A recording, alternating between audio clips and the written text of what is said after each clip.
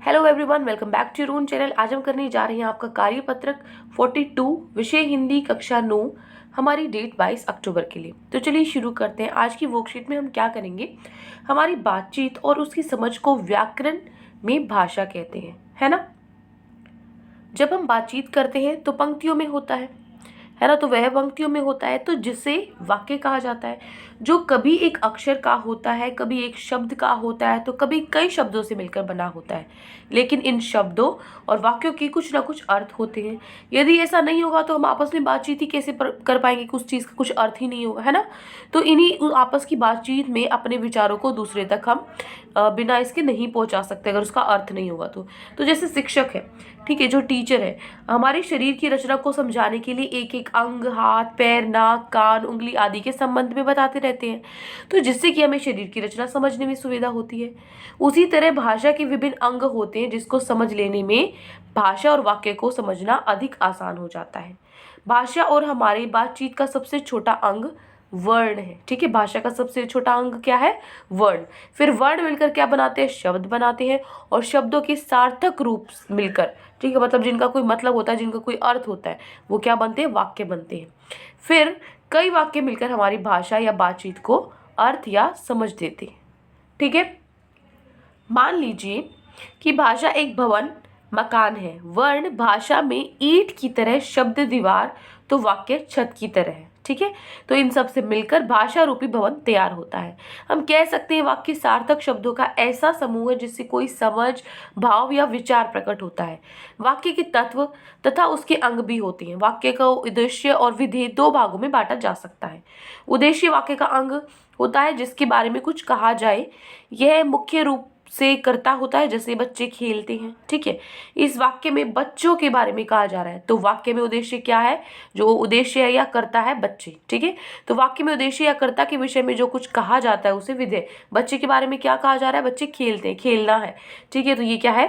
विधेय है, ठीक है। जैसे गीता टीवी देखती है, वाक्य में गीता के बारे में बात हो रही है, ठीक है, वह टीवी देख रही है, तो टीवी देखना विधेय है। इन्हीं दो आधारों पर वाक्य के विभिन्न भेद किए जाते हैं।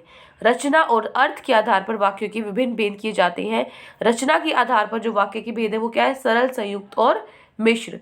और अर्थ के आधार पर 8 भेद होते हैं। कौन से होते हैं वाक्य के भेद? देखो यहाँ से, पहला है विधानवाचक।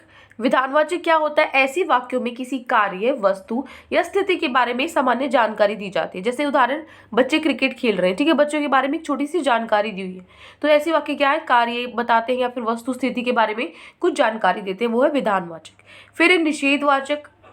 निषेधवाचक क्या होता है? जिन वाक्यों में किसी कार्य के न होने अर्थात उसको निषेध होता है, ना होना जिस में, जैसे तुम मेरी बात नहीं सुनोगे, नहीं, ठीक है। तो जिन वाक्यों में कार्य न होने की, ठीक है, ना की जिसमें संभावना है, ना हो रहा है जिसमें, वो है निषेधवाचक, ठीक है। उसके बाद है आज्ञावाचक। आज्ञावाचक क्या होता है? जिन वाक्यों में आज्ञा जो होती है, उपदेश, अनुमति, प्रार्थना, ठीक है, प्रे कर रहे हैं, परमिशन मांग रहे हैं, ठीक है, या फिर आज्ञा ले रहे हैं, ये सारी चीज, इन चीज़ों का जो भाव प्रकट होता है वो है आज्ञावाचक। जैसे अभी बाहर रुको, ठीक है, हम क्या दे रहे हैं? आदेश दे रहे हैं। आदेश हो, आज्ञा हो, प्रार्थना हो, अनुमति हो, ठीक है, वो सारे आज्ञावाचक में आएंगे।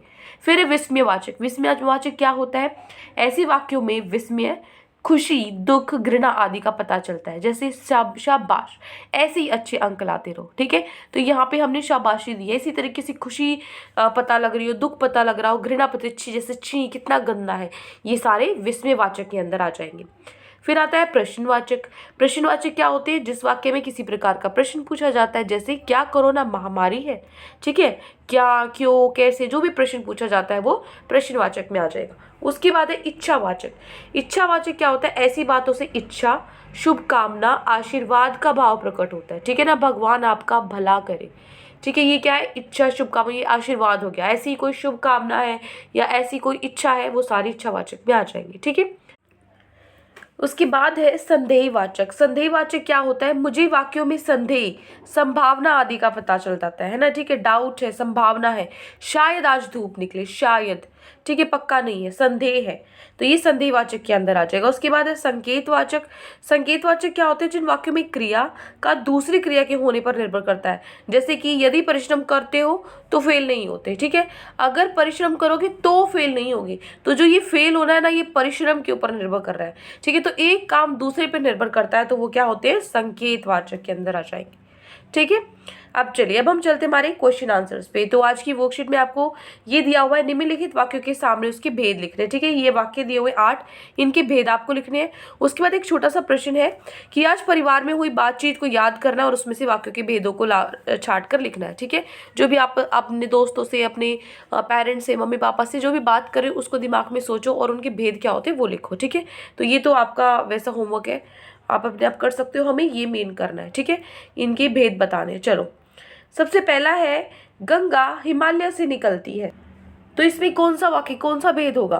गंगा हिमालय से निकलती है। यहाँ पे क्या हो रहा है? बस गंगा के बारे में जानकारी दी हुई है एक, कि हिमालय से निकलती है, तो ये क्या हो जाएगा?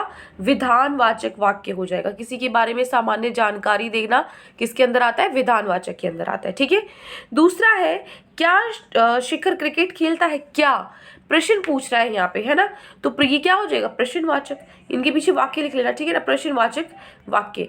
क्या, क्यों, कैसी, किसी चीज का किसी भी तरह का प्रश्न है तो वो प्रश्नवाचक के अंदर आएगा। नेक्स्ट है, यदि वे खेलती होती तो आज खिलाड़ी होती, ठीक है, अगर वो खेलती तो आज खिलाड़ी होती।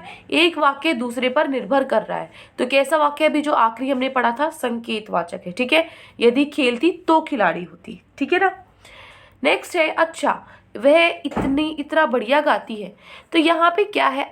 किसी को शाबाशी देना, अच्छा, बुरा, घृणा, ठीक है, ये सारी चीज़ें किस में आती हैं? विस्मयवाचक में आती है, ठीक है, बहुत बढ़िया गाती है, अच्छा है, विस्मयवाचक वाक्य, ठीक है। आगे है, वह अभी आती ही होगी। वह अभी आती ही होगी, पक्का नहीं पता, आती ही होगी, ठीक है, तो संभावना है, संदेह है, तो किसके अंदर आ जाएगा? संदेहवाचक के अंदर आ जाएगा, ठीक है। नेक्स्ट है, कई दिन से धूप नहीं निकली। कई दिन से धूप नहीं निकली, नहीं, जिसमें नहीं का भाव है वो क्या है? निषेध के अंदर आता है, तो क्या हो जाएगा? निषेधवाचक, कई दिन से धूप नहीं निकली। नेक्स्ट है, आपकी यात्रा सुखद हो, ठीक है, यहाँ पे किसी को आशीर्वाद देना है, इच्छा है, आशीर्वाद है, मनोकामना है, तो वो क्या है? इच्छावाचक, ठीक है, आपकी यात्रा सुखद हो, एक तरीके से ये आशीर्वाद है, तो ये किसके अंदर आ जाएगा? इच्छावाचक के अंदर आ जाएगा, ठीक है। आखिरी है, क्रीम फुटबॉल खेलो, ठीक है, करीम फुटबॉल खेलो, तो ये क्या हो? आदेश दे रहे हैं, उसके आदेश हो, उपदेश हो, आज्ञा हो, अनुमति हो, किसके अंदर आते हैं? आज्ञावाचक के अंदर आते हैं, तो ये कैसा है वाक्य? आज्ञावाचक वाक्य, ठीक है। तो ये 8 आपको दिए गए थे वाक्य, जिसमें से आपको भेद छाटने थे, जो कि हमने लिख दिए हैं। आई होप आपको अच्छे से समझ में आ गए हैं। कोई भी डाउट है इनमें या पूरी वर्कशीट में तो कमेंट सेक्शन में आप मुझसे पूछ सकते हैं, और अगर आपको लेक्चर अच्छा लगे तो चैनल को सब्सक्राइब कर सकते हैं, वीडियो को लाइक कर सकते हैं। आज के लिए इतना ही, मिलते हैं नेक्स्ट वीडियो में। Till then take care, bye bye.